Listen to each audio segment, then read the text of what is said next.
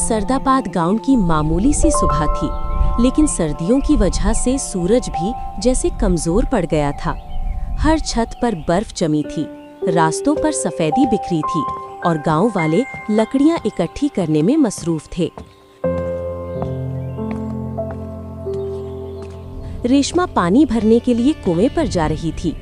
हवा चलती तो लगता जैसे बर्फ का कांटा चेहरे में चुभ रहा हो। वो बड़बड़ाई, उफ, इस बार की ठंड तो जैसे चाट खाने आई है। अरे रेशमा रुक, मैं भी साथ चलती हूँ। रेशमा, गांव वाले कह रहे हैं कि पहाड़ों पर फिर कुछ चिरागों की रोशनी देखी गई है। शायद बर्फानी रातें दोबारा आने वाली हैं। चांदी, वो तो बुजुर्गों की बातें हैं। चल पानी भरते हैं, नहीं तो देर हो जाएगी। दोनों घड़े भरते वक्त अचानक कुएं के पास की झाड़ियों में जोर से कोई चीज हिली। दोनों लड़कियां चौंकीं। रेशमा ने धीरे से पूछा, कौन है? अगले ही लम्हे झाड़ियों से एक बर्फीला हिरन बाहर निकला। उसकी आंखें सफेद, सांस बर्फ के धुएं जैसी और जिस्म पर ठंड की फुहार लगी हुई थी। चांदी की घबराहट से आवाज बंद। ये तो आम हिरन नहीं, इससे तो ठंड निकल रही है। हिरन सीधा रेशमा के सामने आया। रेशमा पीछे हटी, मगर हिरन ने उसे नहीं छुआ। बस अपनी सफेद आंखें उसकी आंखों में डालकर देखता रहा। फिर आहिस्ता से अपना सर रेशमा की तरफ झुकाया, जैसे वो उसे कुछ बताना चाहता हो। लेकिन इससे पहले कि रेशमा कुछ समझती, हिरन उछला और जंगल की तरफ दौड़ गया। उसके भागते ही वहां जमीन पर एक छोटी सी बर्फ की लकीर रह गई, ऐसी बर्फ जो आसानी से नहीं पिघलती थी। रेशमा, ये तो बुरा शगुन है। ऐसा हिरन तो दादा सुखाराम ने 25 साल पहले देखा था, जब बर्फानी सांस आया था। अरे चांदी, परेशान मत हो, ये बस कोई जंगली जानवर होगा। चांदी, चलो घर चलते हैं, बाबा की तबीयत वैसे ही खराब है। रेशमा को भी महसूस हुआ था कि ये कुछ आम नहीं था। उसी रात जब रेशमा अपने बीमार बाप को कंबल ओढ़ा रही थी, दरवाजे पर हल्की सी दस्तक हुई। उसने दरवाजा खोला।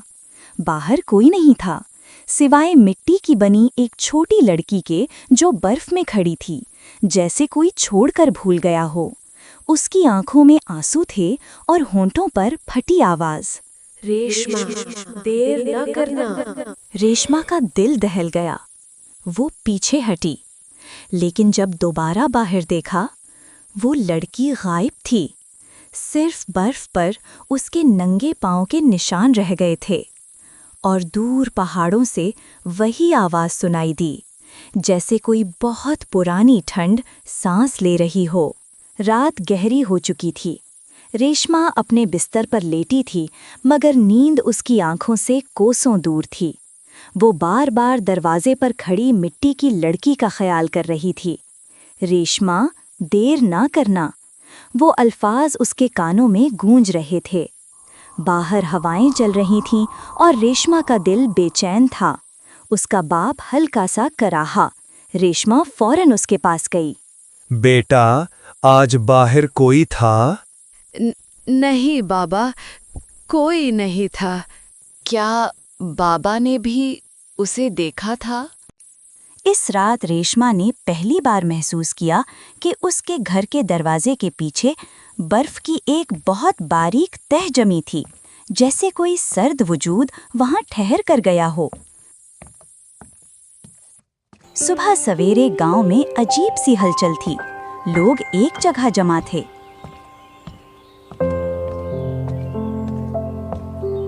रेशमा भी दौड़ती हुई वहां पहुंची तो देखा, कुएं का पानी जम चुका था। गांव वाले हैरान। ये कैसे मुमकिन है?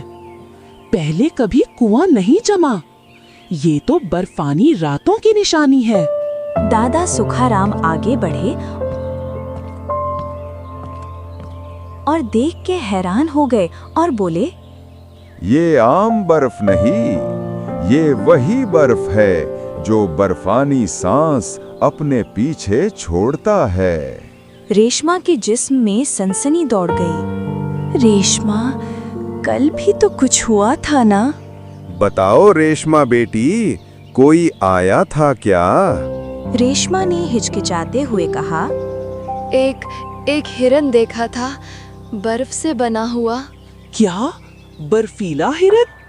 तो फिर वक्त करीब है। इस हिरण का मतलब है कि जिस चीज ने कभी तुम्हारी माँ को छीना था, वो अब वापस आ रही है। मेरी माँ? बाबा तो कहते थे वो बीमारी से मरी थी। बेटा, कुछ सच देर से खुलते हैं। तुम्हारी माँ की मौत बीमारी की वजह से नहीं हुई थी, उसे किसी ने लिया था। ये सुनकर रेशमा हैरान रह गई। शाम को जब रेशमा लकड़ियां उठाने जंगल में गई, अचानक वही बर्फीला हिरन उसके सामने आ गया। इस बार वो डरा नहीं रहा था। रेशमा ने लरसती आवाज में पूछा, तुम कौन हो और तुम क्या चाहते हो? हिरन ने सर झुकाकर जमीन पर मिट्टी की छोटी गुड़िया जैसी शय रख दी, बिल्कुल वैसी ही जैसे कल रात दरवाजे पर खड़ी लड़की थी। रेशमा ने गुड़िया उठाई। वो हाथ लगते ही थोड़ी सी गर्म थी। हिरन ने एक बार फिर अपनी सफेद आंखों से रेशमा को देखा और फिर आहिस्ता आहिस्ता जंगल की गहराई में गायब हो गया। चांदी दरख्त के पीछे से भाग कर आई।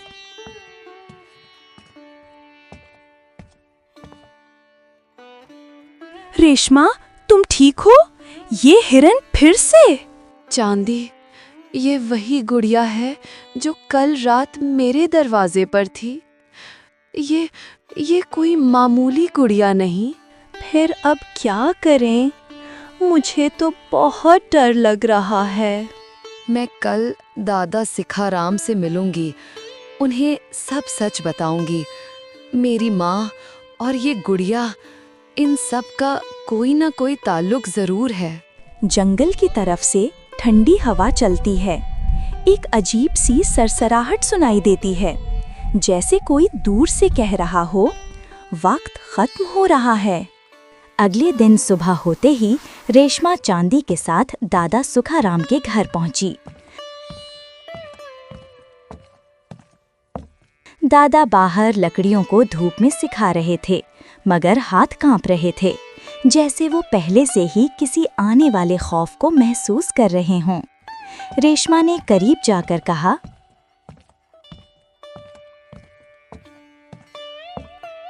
दादा, मुझे आपसे जरूरी बात करनी है। दादा ने चौंक कर उसकी तरफ देखा। दादा, ये कल रात मेरे दरवाजे पर खड़ी थी, फिर आज जंगल में बर्फीला हिरन मुझे ये देकर चला गया। ये तो वही गुड़िया है। आप इसे जानते हैं? ये गुड़िया तुम्हारी माँ ने तुम्हारे लिए बनाई थी, उस रात से पहले जब वो आखिरी बार घर से निकली थी। मेरी माँ? लेकिन आप सब कहते थे वो बीमारी से मरी थी। अचानक तेज हवाएं चलने लगीं और ठंड बढ़ने लगी।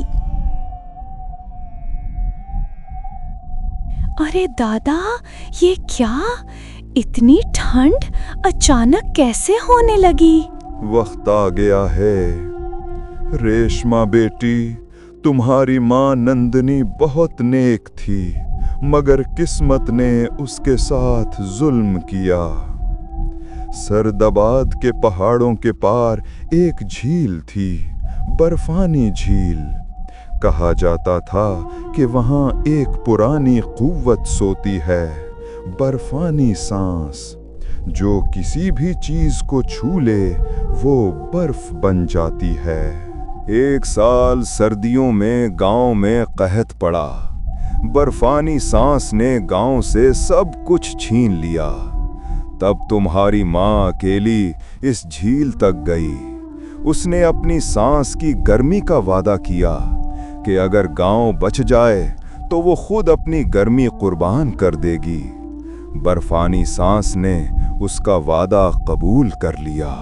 रेशमा की आंखों से आंसू बहने लगे। तो फिर माँ वाकई मरी नहीं थी? नहीं बेटी, वो खुद बर्फानी सांस का हिस्सा बन गईं। अचानक वो गुड़िया एक मिट्टी की मूर्ति में बदल गई। सब देखकर चौंक गए।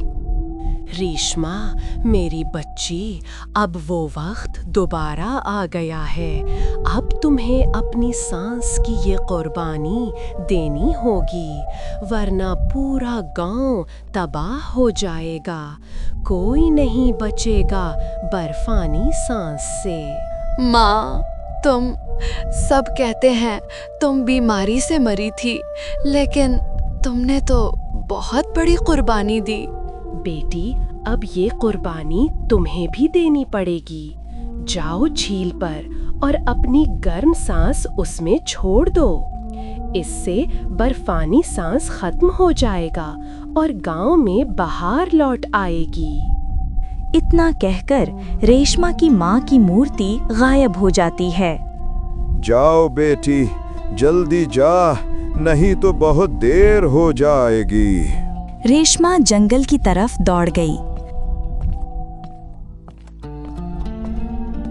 वो बर्फ में गिरती, फिसलती, मगर रुकी नहीं। झील के किनारे पहुंची जहां आसमान चमक रहा था। उसने आंखें बंद की और कहा, ये मेरी सांस है, बर्फानी सांस, इसे कबूल करो। एक लम्हे में उसके इर्द गिर्द की बर्फ पिघलने लगी और हवा में एक खुशबू फैल गई, गर्म सांस की। अगली सुबह सरदाबाद में पहली बार सूरज की किरणें उतरीं। बर्फ पिघल चुकी थी, बच्चे खेल रहे थे और लोग कह रहे थे, बर्फानी सांस खत्म हो गई। रेशमा ने माँ का वादा पूरा कर दिया। अगर रेशमा की हिम्मत, उसकी माँ की कुर्बानी और बर्फ पिघलाने वाली मोहब्बत ने आपके दिल को छुआ हो, तो इस कहानी को लाइक ज़रूर करें और ऐसी ही मज़ीद जादुई, जज्बाती कहानियों के लिए हमारे चैनल को सब्सक्राइब करके साथ रहिए, क्योंकि हर कहानी में एक नई रोशनी आपका इंतज़ार कर रही है।